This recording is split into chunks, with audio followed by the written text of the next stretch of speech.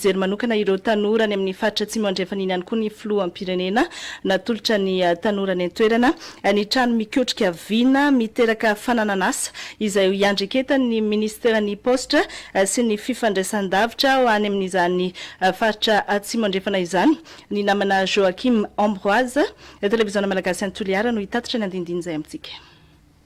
Sambany teo amin'ny tantaran'ny faritra atsimo andrefana no nisy ny atao hoe Incubateur na ny tranobe iray mikotrika vina miteraka fanananasa ho an'ny tsirairay. Io no isan'ny lanonana natrehan'ny filoham-pirenena Hera Mampianina teto amin'ny Jardin de la Mer. Ny filoham-pirenena dia filoham-pirenena tia mijery lavitra amin'ny hoavy fa tsy mitodika fotsiny eo amin'ny lasa ke tantaran'ny lasa izay tsy vitan'ny olona fa ny dia ny hoavy miaraka aminao no resahako aminao androany ry Toliara manomboka androany araka ny tenin'ny mpanetana teo dia azo ify anareo satria izany ny taratry ny hoavy taratry ny fandrosoana mena ify ny aéroport nisy ify gratuit eto amin'ny Jardin de la Mer isy ify gratuit koa eny amin'ny université ny mandaty klasy eto avy ary zany indrindra no nametrahana an'io Incubateur io ao no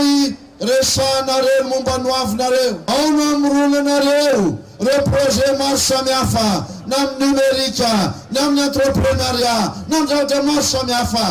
tsy betsaka mananareo eto Madagasikara fa dia izao ny anareo Toliara sanandray andraikitra nareo tanora sanandray andraikitra nareo tompon'andraikitra maro samihafa ka zay mahatonga hoe efa tena ao anatin'ny sehatry ny fandrosoana Toliara tompo-klasy tompo-vavy ary tsara nirazana an'izany ho an'i Madagasikara raha manontolo. Natao izao tetikasa izao dia ny mba hampihenana ny tahan'ny tanora tsy anasa eto Toliara mba hahafahan'izy ireo mamorona asa avy amin'ny alalan'ny informatika. Zany hoe le tanora ihany no asaina manangana vina na projet ho azy ahafahany mamelo tena rehefa avy eo. Zay le antsoina hoe start-up. Zany hoe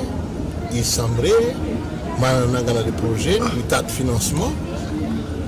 dia velona. Taloha moa fantatrao nisy an'le entreprendre à Madagascar sy ny ohatran'izany azo aviana fizika reny fa amin'izao zany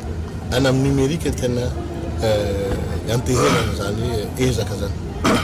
Vokatry ny fiaramiasa miaraka amin'ireo sehatra tsy miankina sy ny ministerany poste sy ny fifandraisan-davitra moa no nahatanteraka izao rehetra izao.